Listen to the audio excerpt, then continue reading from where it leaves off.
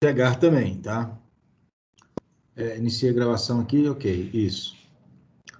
Então, vamos lá. Vamos imaginar aqui.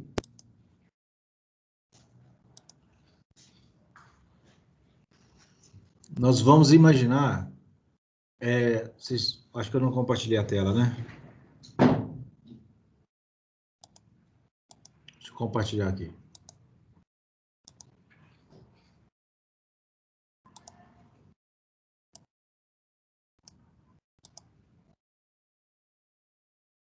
Vamos imaginar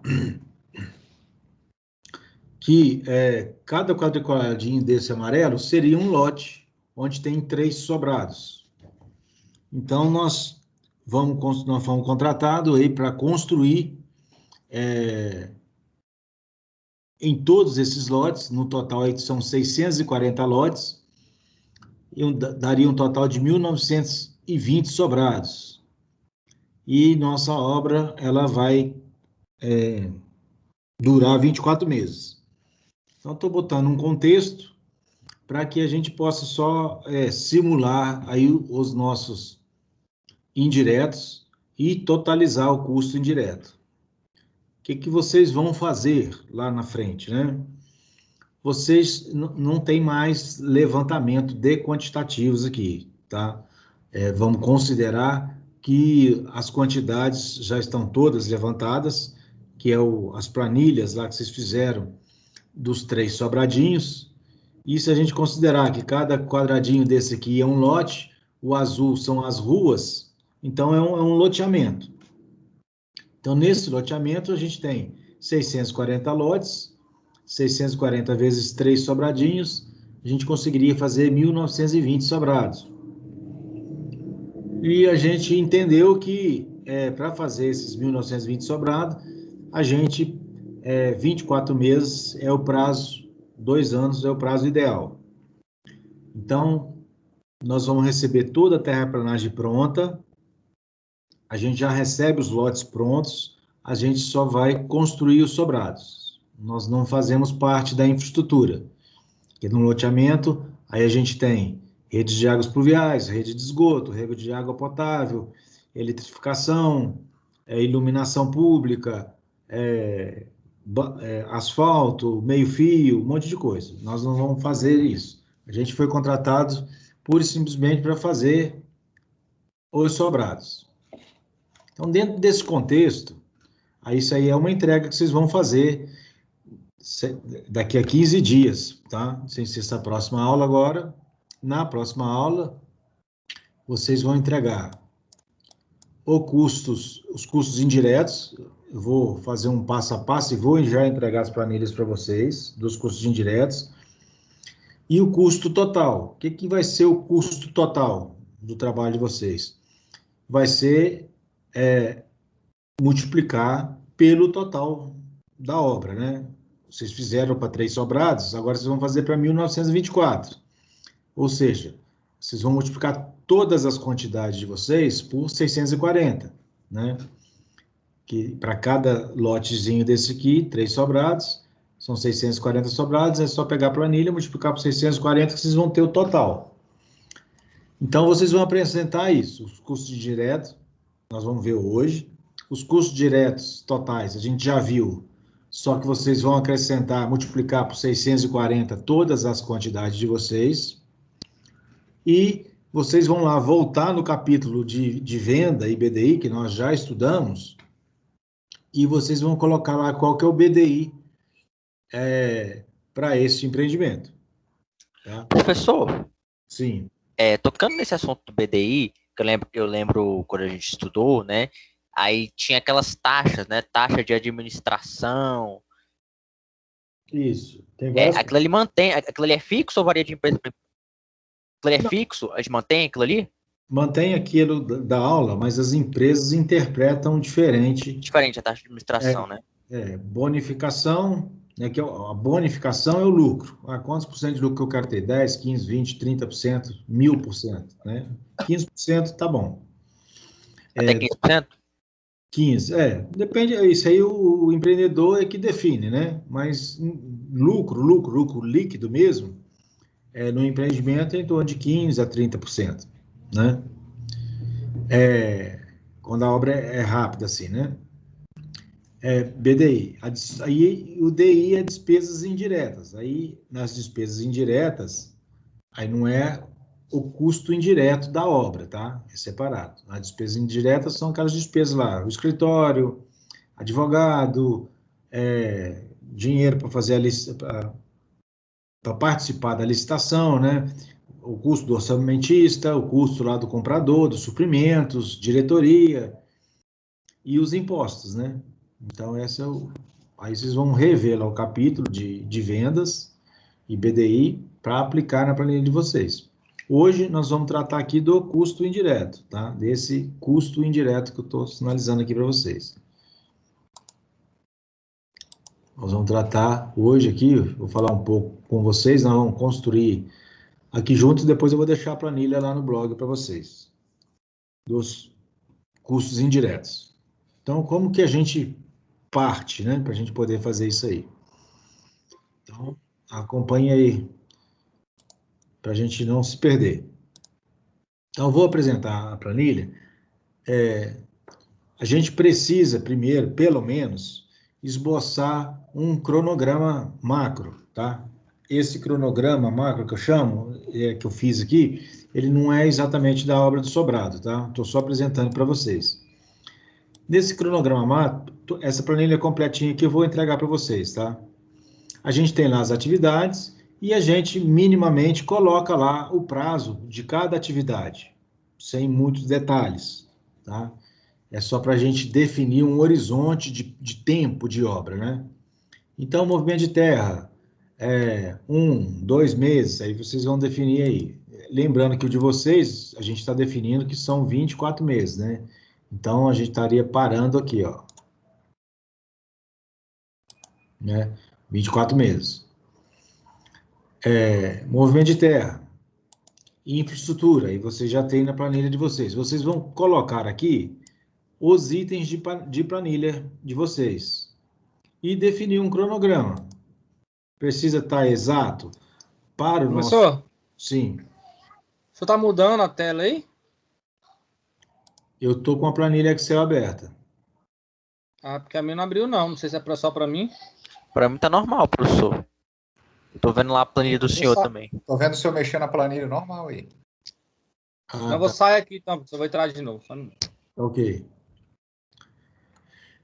Então, vocês vão botar aqui nas etapas de construção os itens da planilha que vocês têm lá, que está um pouco diferente da minha aqui, mas e estimar, distribuir as tarefas ao longo dos meses, tá?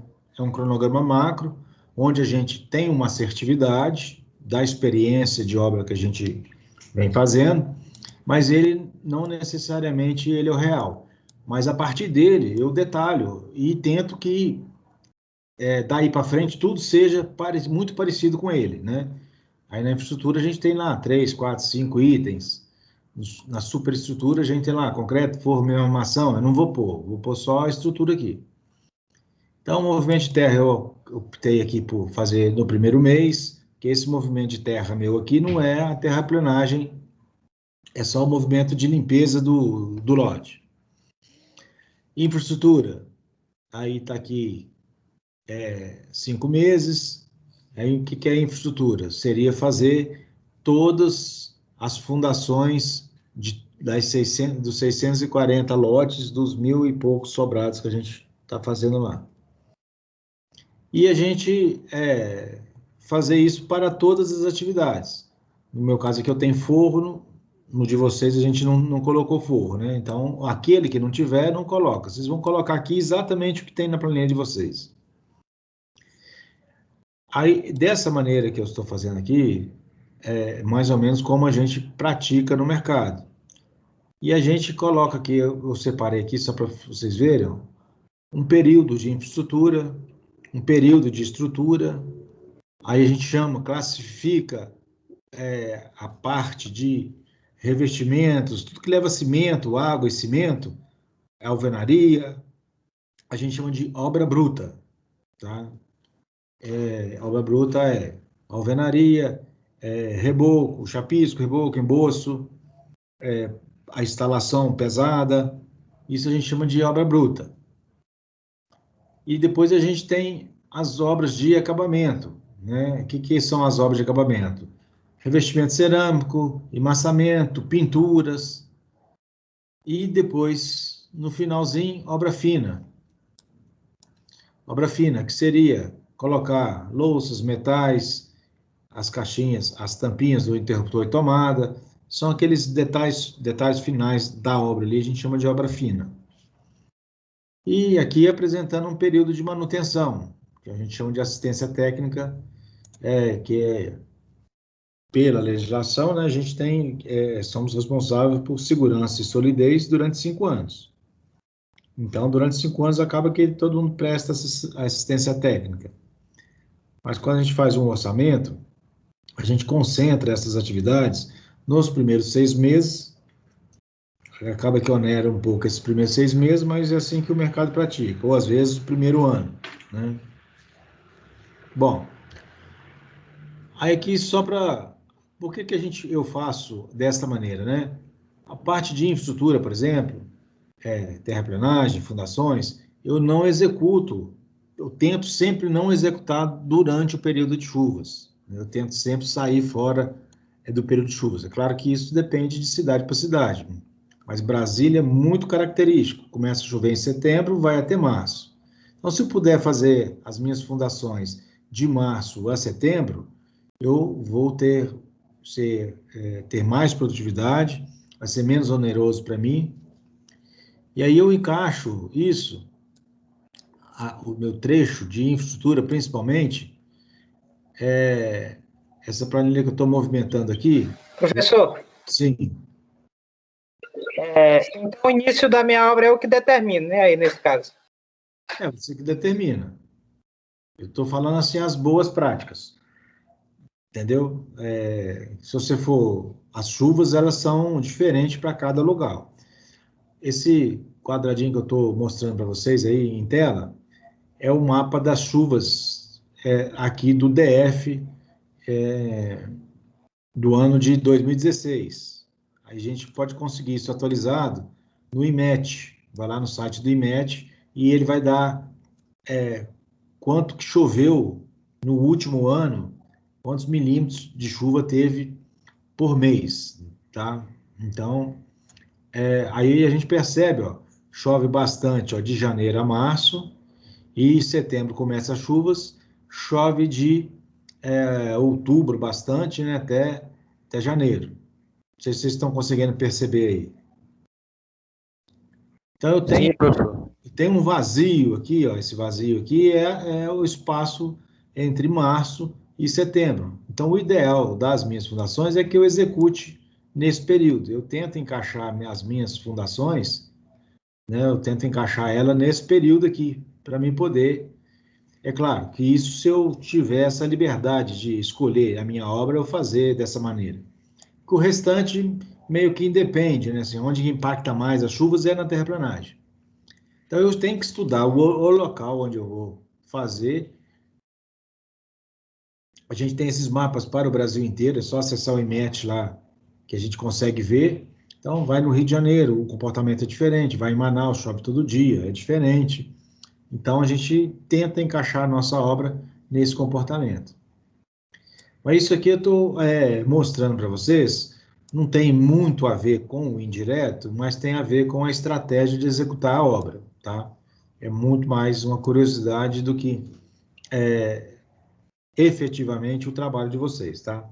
O trabalho de vocês, o que é importante, são os 24 meses. Definir os 24 meses e definir qual atividade a gente vai fazer em cada mês. Por que a gente precisa de fazer isso? Aí vocês vão entender quando a gente começa a montar o custo indireto, tá? Então, eu vou começar a montar o custo indireto já lá na parte de equipamentos. Se eu acho aqui, ó, equipamentos. Tem na planilha. Equipamentos 2. Equipamentos 1, que é o mais pesado. Bom, de trás para frente. Equipamentos 2. Então, eu tenho aqui, ó, um quadro onde eu listo, vou passar isso para vocês, todos os equipamentos possíveis de eu utilizar. Não esgotei a lista aqui não, mas fica de referência para vocês e pode aumentar ou diminuir a lista ao gosto de vocês. Aqui é um jeito bem prático da gente fazer, a gente chama de histograma. O que é o histograma? É alocar tanto alocar equipamentos, materiais e mão de obra ao longo do tempo. Tá certo? Então, isso, por exemplo, que eu posso utilizar na minha obra? Mangotes de concreto, ó, né? Mangote vibrador, diâmetro 36, que é mais fino, diâmetro 45. Então, em função aqui do meu cronograma macro, onde é que eu vou usar vibrador? Do segundo mês, ó, eu vou fazer concreto para fundações e continuo utilizando na superestrutura até o 10º mês. Então, do segundo ao 10º mês, eu vou usar vibrador de imersão para vibrar o concreto. Então, eu pego lá o aluguel ou aquisição, né? Obras pode ser alugado ou feita aquisição. E, por exemplo, coloquei aqui, ó, do primeiro mês até o 10º mês, eu vou precisar de 3, né? E a opção aqui foi a opção para aluguel, né? Então, R$ 100 de aluguel por mês, 100 vezes 3, R$ 300 por mês, que eu vou gastar com locação de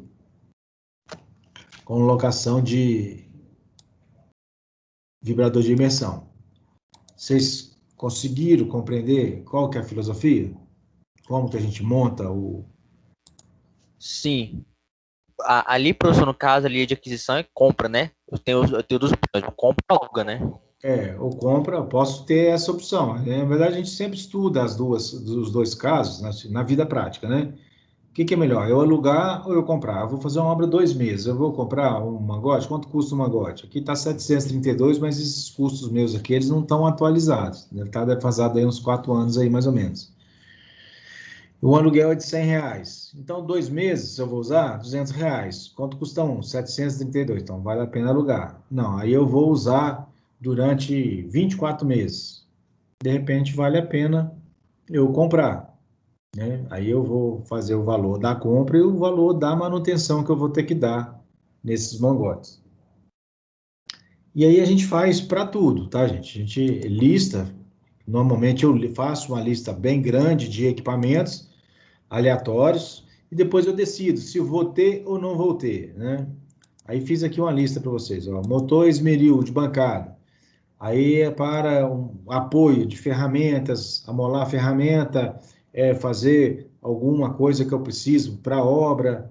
Então, vou ter esse motor de bancada? Vou, não vou. Então, se eu não for ter, boto 0. Se eu for ter, boto a quantidade que eu vou ter no longo do período. Teodolito, nível a laser. Vou ter, com certeza eu vou precisar. Aí eu vou comprar ou vou alugar? Não, resolvi que eu vou alugar. Aí boto lá o aluguel durante o período. Qual que é o período do nível a laser? Não, o nível a laser do primeiro dia da obra até o final, certamente eu vou estar usando, né? Posso usar ele, inclusive, para fazer, marcar os acabamentos, né? E tudo mais. Pode ser até começar com o mais sofisticado e depois mudar para o mais simples, aí eu separaria, tá? Perfuratriz extratora. Normalmente a gente usa essas perfuratrizes para fazer passagem de tubulação dentro das lajes. No caso do sobrado, eu acho que não cabe, então eu botaria 0, certo? Aqueles equipamentos que eu estiver falando aqui, se vocês não estiverem compreendendo, visualizando, é importante vocês falarem, porque podemos tirar a dúvida de vocês aí, tá?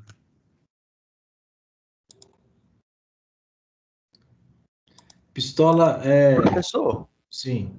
desculpa interromper o senhor aí, é que eu saí agora para tomar uma água ali. O que eu queria perguntar é o seguinte: o senhor, a gente deixa esses valores da planilha que o senhor está passando para a gente, ou o senhor prefere que a gente atualize, dá uma pesquisada na internet e atualize? Atualiza aí o trabalho de orçamentista. né? Pode atualizar então? Pode atualizar, tá? Ah, tá. Com medo de dar, sei lá, ficar bagunçado aí pro senhor depois corrigir. Não tem problema não, tá? Eu vou fazer a análise filosófica do negócio. Se acertou o prazo ou o preço unitário aqui, não é tão importante. É claro que é importante, na vida prática né? Mas acertar, né, o histograma, que é fazer acontecer em que mês, isso é mais importante. Tá? Vocês precisam de pegar um pouco da manha disso aí. É claro que precisa exercitar várias vezes, né? Mas eu quero só iluminar vocês nesse assunto. Aí Não, vamos, beleza. pistola fim-capino, vai utilizar? Tem gesso acartonado? Não, não tem. Então, é um item que eu não vou usar. Martelo rompedor? Sim, posso precisar. Por quê? Para fazer uma demolição, para poder cortar a cabeça das estacas, para fazer algum erro construtivo eu preciso reparar. Aí eu vou ter quantos? Aí sempre vocês vão ter que estar em mente a obra de 1000. Vou voltar aqui, ó. 1920 sobrados, tá? Isso vocês têm que estar em mente. Em 640 lotes. Mangote vibrador, a gente falou. Aqui tem vários, porque são vários diâmetros. Aí, se eu preciso do mangote, obviamente, eu preciso do motor vibrador. Então, né, para cada mangote, 4 mangotes, eu uso um motor, por exemplo, né? Se eu escolhi usar 10 mangotes, vocês vão analisar lá como é que vai andar a fundação, como é que vai andar a estrutura de vocês, e nesse período, quantos de equipamentos vocês vão precisar. É um exercício mesmo. Compactador de solo, né? Também é importante a gente ter para fazer a compactação fundo das valas e depois do aterro entre os baldrames. Placa vibratória. Placa vibratória é quando eu vou fazer compactação de material granular, né? Tem areia no meio, né? Serra circular. Aí o pessoal da carpintaria usa bastante. O pessoal do telhado também usa muito. Então, na parte de carpintaria a gente pode colocar e lá na parte de telhado pode pôr também. Betoneira 560 litros.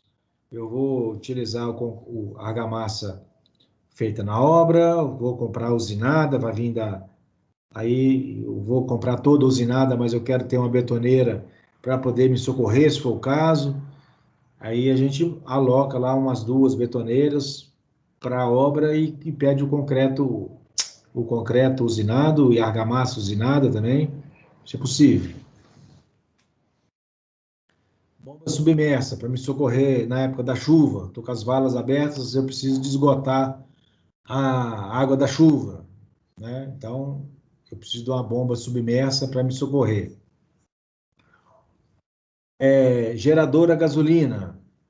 Então, como a minha obra é uma obra grande e ela é espaçada, eu consigo levar energia em todos os lugares? Ou eu vou botar um geradorzinho de a gasolina em cada quadra dessa para poder agilizar a vida do operário ali, porque sem energia ele não consegue usar os equipamentos, né? Vou trabalhar à noite, então aqui a torre de iluminação. Eu acho que não é o caso nas obras populares, normalmente a gente não trabalha à noite, né? A não ser quando a gente está fazendo muita concretagem, essas casas parede de concreto, e acaba entrando durante a noite, aí você precisa de iluminar o seu canteiro. E esse iluminar que eu digo, iluminar a frente de trabalho, né? O canteiro já vai ficar iluminado na execução lá.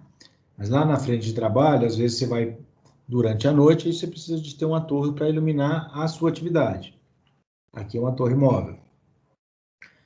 Lava-jato de alta pressão, para lavar as formas, para lavar o contrapiso. Então, vou precisar também. Qual o período que eu vou utilizar? Furadeiras, furadeiras diversas, né? Uma mais potente, uma mais leve. Quantas que eu vou ter durante a obra? Guincho de coluna para subir material, vou precisar? Não, vou usar um caminhão Munk para abastecer, então tiro o guincho e boto o caminhão Munk. Escada de madeira, preciso? Não, não precisa, não precisa porque eu tenho rede elétrica, tenho algumas coisas para fazer no sobrado, mexer no telhado por fora, então eu preciso de uma escada. Balancins manual a cabo, então não tenho nem onde prender o balancim, né, no nosso sobrado. Só, Então, só um instante. Pelo que eu estou entendendo, assim, então, no grosso, a gente tem um caminho a percorrer, né? Mas a resposta não tem uma resposta certa exatamente, né? Porque a gente vai analisar, se eu julgar que não é necessário isso aqui, dependendo eu posso não colocar na planilha. Seria isso? isso, você pode tirar da planilha. Tirar, só, professor, faltou alguma coisa aqui, aí você insere, tá certo? Ó, eu fiz uma obra tal, eu achei que é importante eu ter alguma coisa que eu não coloquei aqui. Por exemplo, aqui eu coloquei balancins, mas eu não. Onde é que eu vou pendurar o meu balancinho? Então eu posso trocar um balancinho pelo andaime, fachadeiro, né? Eu tenho 2 lances de sobrado, como é que eu vou pintar o sobrado? Não vou montar balancinho? Não faz sentido. Monta andaime, pro lado de fora, tá certo? Beleza, ok. É um exercício mesmo, assim, não tem a resposta, você tem razão, mas a gente tem que ter coerência, certo? É claro que a coerência vem com a experiência, assim, a assertividade vem com a experiência. Mas normalmente eu sempre parto de uma lista pronta, a minha lista sempre tem o máximo de coisas possíveis, e na hora quando eu estou montando o orçamento, eu decido, não, isso eu vou ter, não vou ter, e vou alocando, né? Eu vou sempre, essa lista acaba que ela vai sempre aumentando à medida que os anos vão passando, a gente sempre faz, ó, faltou eu prever, colocar o nível a laser naquela obra, então vamos pôr nessa aqui. Faltou eu prever, colocar uma caixa d'água para poder abastecer, então a gente coloca aqui, tá? Então, eu separo assim, ó, equipamentos 2 eu separo como equipamentos menores, né? Equipamentos, os miúdos, vamos dizer, tá? Na minha planilha de equipamentos 1, ó, aqui eu já trago alguns equipamentos ligados, mais pesados e ligado à questão de proteção coletiva. Então, caminhão carroceria, para mim, rodar essa obra aqui, ó, e abastecer, e vou precisar de um caminhãozinho aqui para me ajudar, né? Então, vou ter, durante todos os dias, um caminhão para poder ir no almoxarifado, abastecer e trazer para frente de trabalho. Não, a minha logística não é essa. A minha logística é eu comprar o material e o fornecedor já colocar no local, just in time. Então, aí é outra filosofia. Só que aí eu tenho que garantir que o fornecedor consegue me entregar. Via de regra, quando a obra é muito espalhada, a gente usa a força do fornecedor para já nos entregar mais próximo possível lá do Gemba, do local onde eu vou fabricar, que eu economizo um frete. Aí, quando não é assim, aí eu estoco no meu almoxarifado, os materiais pequenos, por exemplo, que é muito caro, né? Fiação, material de cobre, aí eu levo para o meu almoxarifado e abasteço a obra à medida que ela vai andando. Então, eu posso usar as duas filosofias nesse caso aqui do loteamento. Máquina de cortar ferro. Não, tem um pouco corte e dobra de aço, tem pouco. Então, minhas barras eu não preciso da máquina de cortar ferro. Eu vou cortar com a policorte, por exemplo. Então, eu vou tirar a máquina de cortar ferro. Elevador cremalheira. Não faz sentido. Elevador cremalheira, prédios acima de 4 pavimentos é que a gente começa a adotar elevador, né? Que a NR 18 ela diz que o operário não pode subir mais de 4 andares sem ter elevador. Então, apareceu o quinto andar, eu tenho que fazer um elevador até para agilizar o abastecimento, mas para o operário também chegar nas lajes. Mini gruas. também não é o caso. Eu posso estar utilizando andaimes tipo torre, aqui eu já coloquei, ó, andaime fachadeiro, andaime tipo torre eu uso mais na parte interna, andaime tipo fachadeiro eu uso nas fachadas para fazer. Levantar alvenaria, eu levanto do próprio pavimento. Para mim fazer chapisco, emboço, reboco, pintura, né? Posso fazer com o andaimes. Máquina de dobrar ferro. Tem volume suficiente para poder usar a máquina de cortar e a máquina de dobrar?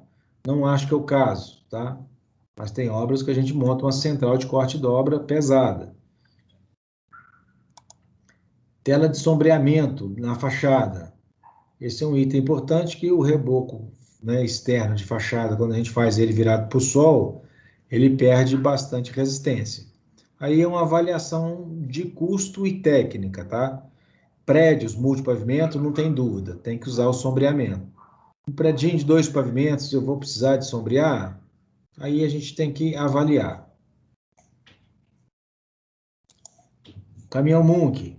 É importante para mim poder pegar as alvenarias paletizadas e já levar para o lugar, transportar e já tirar do chão e botar onde precisa. Então, o caminhão Munk é importante. Guindaste 30 toneladas, não faz sentido usar nessa obra.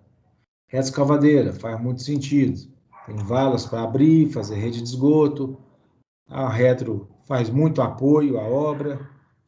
Posso usar uma retro, duas, uma bobcat, o que eu vou usar? Containers para o escritório, containers para a vivência, que seria, né? Aí a gente vai definir como é que é o canteiro de obras, vocês definem aí. Banheiro químico. Então a ANR 18, ela fala que o operário não pode andar mais, se eu não me engano, aí precisa consultar lá, se tiver algum pessoal da área de segurança aí, me corrige. Não pode mais andar mais de 70 metros, mais de 100 metros, sem ter um banheiro. Então, o ideal em uma obra horizontal é que a gente espalhe banheiros químicos na obra e, periodicamente, eles sejam recolhidos, né? Bandeja salva-vida, a gente só usa em prédio, não é o caso. Guarda-corpo de periferia, a gente vai subindo as alvenarias à medida que fez a laje de piso, levanta a alvenaria, concreta a laje, sobe da escada, levanta a alvenaria, concreta outra laje. Então, a proteção de periferia vai ser a própria alvenaria, não precisaria, né? Vamos dizer.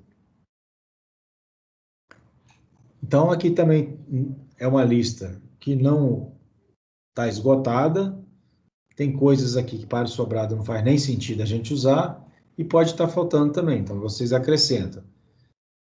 E essa planilha é a mais didática que eu já usei, assim, de forma didática, colocando as fotos e tal. Ajuda quando a gente quer atualizar os preços lá nos suprimentos, aí a gente manda a planilha para o pessoal de suprimentos, ele já coloca os preços para a gente e a gente dá sequência na obra. É mais para me lembrar do que eu vou precisar na obra, tá? Então, a gente falou do cronograma macro, falamos de equipamentos pequenos, falamos de grandes equipamentos. Professor, as Sim, caçambas de lixo a gente também inclui nesse quadro? faltou a caçamba aqui. Tem que colocar, né? Tudo, aí você vai só aumentando, aí a lista não para de aumentar. Porque cada dia que passa, aí você tira aquilo que você não usa mais e passa a acrescentar aquilo que você está usando, certo? Na prática, acaba que é dessa maneira. Aí agora, quais são as despesas que a gente tem na obra? Então, montei um quadro de despesas. Aí, energia, água, telefone, combustível, papelaria, medicamentos, material de limpeza, equipamentos de proteção individual, que são os EPIs, né? Luva, bota, capacete, ferramentas manuais, pequenas ferramentas, né? Refeições, café da manhã, vale transporte, retirada de entulho. Aí tirei de lá e trouxe para cá, tá? Mobilização, internet, hoje ninguém trabalha sem internet. manutenção dos acessos, né, para mim, uma verba para mim poder estar sempre conservando o caminho para que o abastecimento de materiais não sofra, né, porque aqui é um loteamento, mas não necessariamente a gente vai receber ele todo asfaltadinho, e às vezes a gente recebe ele com a infraestrutura, inclusive executando. A gente entra junto com o pessoal da infraestrutura e acaba que o caminho nem sempre é bom. A gente tem que estar sempre fazendo o caminho. Plano de atendimento ao trabalhador, taxa de fiscalização, cópias, né, xerox, plotagem de projetos, taxas DETRAN, se for o caso, taxas de custos de canteiro, de obra, né, que a gente paga aluguel, às vezes, por instalar o canteiro. E cada item desses, eu coloco quanto que eu vou gastar durante a minha obra inteira, tá certo? Então, essa planilha é feita para isso. Então, nos 24 meses, eu vou sempre lançando. Aí, antes de vocês começarem a fazer, vocês dão os F2 da vida aí para vocês entenderem. Eu vou ter aqui um custo de energia, por exemplo, R$5.000 por mês, mas no primeiro mês eu gasto lá 2.000, não vou gastar os 5.000. Então, na parte de cima aqui, ó, é o multiplicador, 40% dos 5.000 durante 4 meses. Aí a conta de energia vai aumentando, vai aumentando, vai aumentando, até no limite dela. Então, as despesas, conseguiram visualizar? Tudo isso é para a gente ter um custo mês aqui, ó. Por mês, quanto é que eu vou gastar? Em todos eles tem. Por mês, quanto é que eu vou gastar de equipamento? Ó? Isso aí já vou entregar pronto para vocês. Vocês vão alterar de acordo com a atividade que vocês vão fazer, né? 24 meses e o sobrado. Serviços especiais. Então, quais são os serviços especiais? Aí eu coloquei aqui, ó, controle tecnológico, controle de corpo de prova, né? Vou lá coletar os corpos de prova do concreto durante o período todo da obra e fazer os rompimentos dele. Sondagem, faço sempre no início da obra. Consultorias de projetos de fundação, por exemplo, né? Eu tenho um projetista, mas tenho um consultor que vai, na obra, verificar se o que eu estou fazendo está adequado. Projeto de alvenaria, projetos de esquadria, projetos de instalações. Aqueles que vocês acharem que são pertinentes, colocam um valor, né? Um valor e quando é que você vai pagar.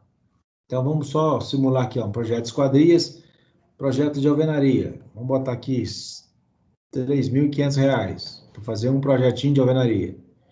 E ele tem que estar pronto logo no começo, né? No primeiro mês, no máximo no segundo mês aí. Opa, botei 2, aqui é 1.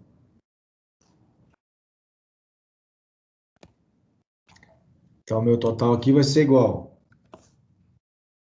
a esse. A planilha não está 100% automática, tá? Vezes esse. 3.500.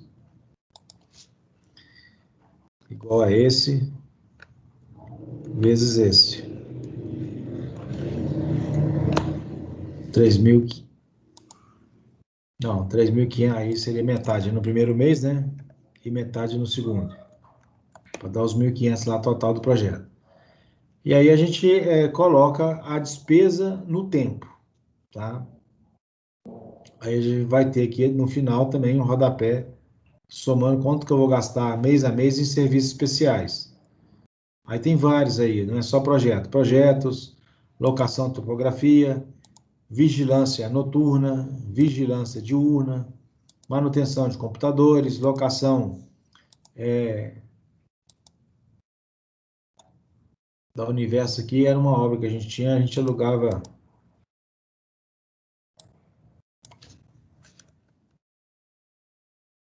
locação de impressoras, orçamento da obra, topografia, remoção de árvores, se for o caso, aí a gente coloca nesses serviços especiais.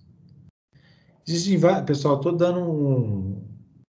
estruturando um jeito de trabalhar, mas cada profissional organiza a seu modo, tá? Pode ser que em algum momento vocês vão trabalhar em uma empresa, pode não ter nada disso que eu estou falando, o cara chuta lá os valores, pode ter algo muito mais sofisticado do que eu estou fazendo aqui, normalmente é, mas esta filosofia, ela é igual para tudo, tá? Aí, canteiro de obras. O canteiro de obras aqui, no caso nosso lá do Sobrado, vocês orçaram o canteiro de obras, né? Só que orçou um canteirinho para três sobrados. Aí tem que excluir aquele canteiro de lá e montar um canteiro de obras para fazer mil e tantos sobrados, 1.200 e poucos sobrados, tá? Aí exclui lá e bota aqui por metro quadrado. Bom, então vimos aí equipamentos diversos, despesas, serviços especiais. Agora vamos falar de mão de obra que não está ligado diretamente à execução do serviço. Então, por exemplo, aí a gente também tem que colocar qual que é a atividade dessa pessoa, qual que é a função, alocar no tempo, aqui ó, em cima no tempo, quantas profissionais dessa categoria eu vou ter e botar o salário. Aqui na minha planilha eu tenho salário hora com e sem encargos, tá? Aliás, eu tenho salário da hora normal e o salário de hora extra, 50%, para vocês só simularem aí, tá? Então, Ô, professor, sim. mas assim, alguns itens aí não são, na verdade, custos diretos, não? Por exemplo, carpinteiro, servente, esses caras, eles não são mais custo direto, não? Então vamos lá. É que você não deixou eu molhar o bico. Ó, ferramenteiro, né? Ferramenteiro, vou falar um por um aqui para vocês. Ferramenteiro e atendente, é o cara que vai ficar lá no almoxarifado entregando ferramenta. Esse é custo direto ou custo indireto? Aí, João Vitor, estou fazendo a pergunta aí para você. Ferramenteiro. Bom? Aí, Eu acho que esse aí, ele é indireto, eu acho. auxiliar de serviços gerais. É o cara que vai lá fazer a limpeza do escritório, que vai limpar o almoxarifado. Então, Indireto. bem Indireto. indireto, é isso? Uhum. Eletricista e bombeiro, também é o cara da manutenção, que vai lá fazer meu canteiro de obras, que vai cuidar da manutenção do canteiro, né? Ele vai levar energia, eletricidade para iluminar a frente de serviço. Então, são eletricistas e bombeiros que não estão atuando lá na frente de trabalho. Eles estão lá, por exemplo, para ajudar na manutenção do canteiro de obras e apoiar a produção. A gente, por exemplo, vamos fazer uma concretagem à noite. Quem que vai iluminar? Né? Então, essas pessoas que a gente monta, que a gente chama de pessoas de equipe de apoio. Tá? Então, não é custo direto, é custo indireto. O carpinteiro lá da forma não é o mesmo carpinteiro que está aqui. Tá? Servente de carga e descarga. Chegou o material, eu descarrego e vou levar, tirar do almoxarifado, carrego de novo em outro caminhão para poder se abastecer. Então, tem uma equipe de carga e descarga. Carpinteiro do SESBIT, que é da segurança do trabalho. É o carpinteiro que vai ficar lá vendo se tem bandeja, vendo se tem valas sem proteção, vendo se os andaimes estão corretos, vai montar os andaimes, botar rodapé no andaime, botar assoalho no andaime. Então tem que ter uma equipe de apoio de carpinteiros também.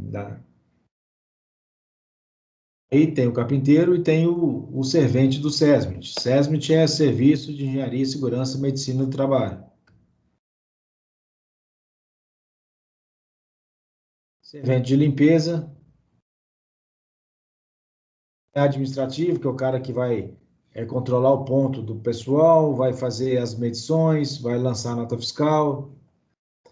Operador de betoneira, vou ter betoneira lá? Tem, então tem que ter um operador de betoneira aqui. Tem 10 betoneiras? 10 operadores de betoneira. Operador de prancha, no nosso caso não tem, é o cara que fica guiando o elevador. No nosso caso a gente não tem. Operador, Professor, sim. mas o operador de betoneira normalmente sempre é um funcionário da empresa, não? Que está ali, que é um servente, alguma coisa do tipo, ou não? É, funcionário da empresa. Mas ele não está ligado no custo direto da obra. Quando você botou lá a sua alvenaria, na sua composição de alvenaria, tinha lá argamassa. Quem é que estava fazendo aquela argamassa? Né? Então, é o operador. Lá na betoneira, você tem um operador de betoneira, o cara que, na obra, todo mundo que opera equipamento, né, pela NR18, tem que ser pessoas qualificadas. Eu não posso pôr um ajudante a operar uma betoneira, tá certo? Eu não posso pôr um ajudante a operar o elevador de carga. Todo mundo tem que ser qualificado, segundo a NR18. O que acontece é que obras que não são. Professor. Sim? Mas mesmo assim, mesmo que ser um profissional qualificado, ele não vai trabalhar toda a obra, que o operador da betoneira fica desde o início, praticamente até o final da obra, entendeu? Tá. Então ele não faria parte da direta? Então, me fala lá no seu orçamento direto, onde é que você colocou ele lá? Em qual atividade? Lá no orçamento que você fez do sobrado, onde você pôs ele? Eu não coloquei operador de betoneira. Não. Então, você não colocou, nós estamos colocando aqui agora, porque você vai precisar dele, não vai? Se você não colocou ele no custo direto, você tem que botar ele no custo indireto. Entendeu? Mas só que ele vai ficar do início ao final da obra, praticamente. Né? Então, é só ser lançado, primeiro dia ao último lá, não tem problema. É você que vai definir. Se você precisa de um operador de bilheteria, começou a obra, você está fazendo um canteiro, ele vai estar lá com você, você coloca ele lá, você vai pagar para ele ver você montar o canteiro de obras. Certo? Entendi. Só que ele entra como indireto, no caso. No nosso caso aqui, está entrando como indireto, porque lá no orçamento que você fez, você lembra de ter colocado ele em algum item daquele lá? O operador de betoneira? Não coloquei. Não colocou. Então, mas só que você vai precisar dele, não vai? Então, Certeza. tudo aquilo que você não colocou, está ligado direto à produção, é custo indireto. O operador de betoneira, ele é um custo indireto. Ele está lá para dar apoio à produção. Ele mesmo não bota a massa no lugar. Tá certo? Você poderia tirar ele e contratar a argamassa pronta lá da Concrecon, lá da Supermix, da Engemix, e não ter a betoneira na obra. Concorda, não? Eu concordo, mas no caso, se eu ir fazer outro levantamento agora, aí eu coloco ele como direto, então aí ele vai entrar como direto, não é isso? Mas ele é direto? Você acha que ele é um custo de obra direto? O operador da betoneira, o operador da prancha, o operador do guindaste, o operador, ele é um custo de obra direto? Do meu ponto de vista, os outros não, mas o da betoneira sim, por o tempo que ele fica na obra, entendeu? Não, mas o engenheiro fica na obra também. O engenheiro é obra indireta, direta, custo direto ou custo indireto?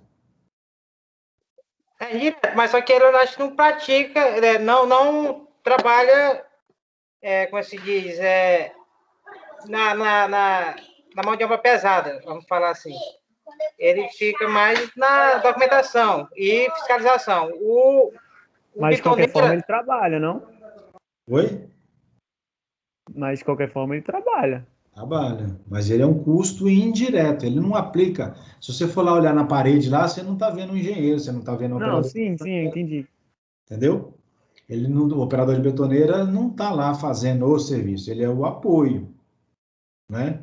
Você tem lá os ajudantes que vai trazer o cimento, trazer a areia, né? Toda essa equipe de apoio que não está aplicando diretamente lá na obra, não está levantando a parede, não está fazendo a pintura, não está fazendo piso, contrapiso, ele está lá na retaguarda, as composições não trazem esse pessoal. A composição, aí acaba que ele está num custo indireto. Pode pôr dentro de uma composição? Pode, né? Se você tiver uma composição de custo, por exemplo, de fabricação de argamassa e botar lá na planilha, que ela está no custo direto, tudo bem, aí você não coloca aqui. Mas se você não colocou lá, aí você não põe no seu orçamento? Você não vai ter que pôr em algum lugar no orçamento? Se ele não está no custo direto, vai ter que estar no custo indireto. Ainda está na dúvida ainda, Francisco?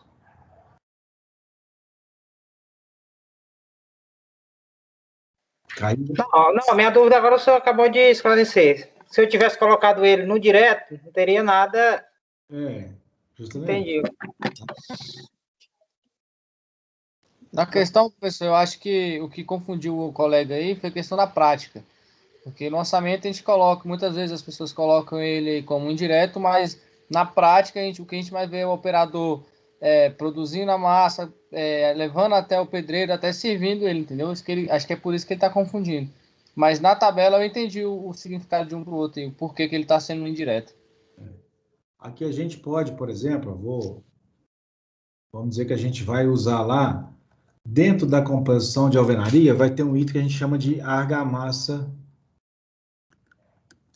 fabricada na obra, tá certo? É um item lá dentro da minha composição de alvenaria. Aí essa argamassa fabricada na obra também é uma composição. Então, argamassa fabricada na obra. Aí o que eu vou usar? Cimento, areia, aditivo. Aí eu vou botar aqui ajudante para misturar a massa, né? E o operador da betoneira. Botei aqui na composição a argamassa fabricada na obra.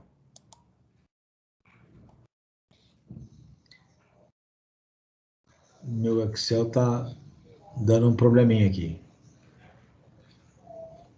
Só um minutinho. Argamassa fabricada na obra. Então, esses que são meus insumos, tá? Não estou preocupado se vocês estão certos ou se estão errados, é só para explicar para vocês. Então, 1 metro cúbico, aí eu criei uma composição e joguei dentro do meu orçamento direto. Aí dentro da minha composição tem lá o operador da betoneira. Aí eu não vou colocar ele lá no indireto.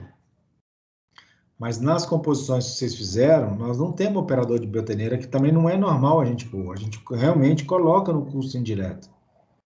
Tá certo? Conseguiram compreender aí, Francisco? Entendi, professor, tá ok. Entendi como é que funciona. Vamos lá. Aí, mão de obra, esse mão de obra 02 aqui, é mais a pessoal de apoio. E o mão de obra 01, aí é mais a nível de técnico da obra entre o engenheiro e antes de chegar no operário, né? Então, tem lá um engenheiro de segurança que vai trabalhar na minha obra durante os 24 meses, a partir de que tiver lá 100 funcionários, já vai entrar. O médico do trabalho, se for o caso, técnico de segurança, eu vou ter lá 1, 2 ou 3, dependendo do número de pessoas. Encarregado de forma, de fachada, encarregado para fazer só as fachadas, encarregado para fazer o concreto, as estruturas, encarregado de pedreiro para obra bruta, encarregado de pedreiro para acabamento, encarregado de instalações elétricas, encarregado de instalações hidráulicas, encarregado de servente, o chefe do escritório, o almoxarife. Aí eu separo essa mão de obra, eu coloco separada. Pode pôr junto? Pode pôr junto, mas eu prefiro enxergar essas atividades de maneira diferente. e a mão de obra gerencial, que é o nível técnico maior da obra, né? Que é lá o gerente de contrato, o engenheiro residente, engenheiro de instalações, o mestre de obra, o técnico de planejamento, estagiários, técnico de edificações. E essa equipe, quantos eu vou ter durante os 24 meses? O gerente começa no primeiro mês, mas, por exemplo, esse gerente é um gerente que toca mais de uma obra. Ele vem, é um coordenador de obras que ele atua numa obra e atua em outra obra também. Então, eu só aloco metade do tempo dele para essa obra, por isso que aqui está 0,5. O engenheiro residente não, ele é exclusivo dessa obra, então eu boto lá 1, do começo ao final. Engenheiro de instalações, não, vai estar do começo ao final, não quero engenheiro de instalações, que é obra popular, já sei o que eu vou fazer, não preciso de engenheiro de instalações, aí tiro ele. Então eu separo mão de obra dessa maneira, a mão de obra mais técnica, que é o engenheiro, os mais qualificados, entrando ali o mestre e o técnico. Depois eu boto uma mão de obra administrativa também relacionada ao apoio, e uma mão de obra somente de apoio. Eu separo dessa maneira, mas pode pôr tudo junto, eu não gosto. Eu prefiro separar, porque eu planejo dessa maneira minhas obras. Aí na planilha vocês vão fazer da mão de obra gerencial para frente, e o resumo aqui vai acabar vindo automático, tá? Aqui essas planilhas de resumo, é o somatório dessas planilhas que estão aqui embaixo, tá? Então, a equipe técnica é o MGO, mão de obra 1, mão de obra 2, a parte de canteiro, serviços especializados, despesas, é só um resumo dela aqui. E aqui eu venho com os resumos de custos e uma análise mais gerencial aí de quanto que incide no meu orçamento total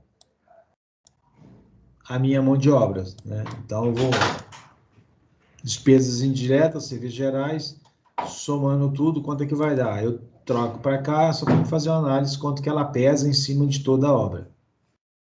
E aí vocês vão botar depois no final lá o BDI que vocês vão adotar. Lá naquela planilha de vocês, no topozinho dela lá tem o BDI. Vocês vão apresentar o cálculo do BDI e colocar lá 30%, 40%, 50%, o que der. Tá certo? Então, essa é a missão para agora, até o dia da prova, para vocês ir entregando.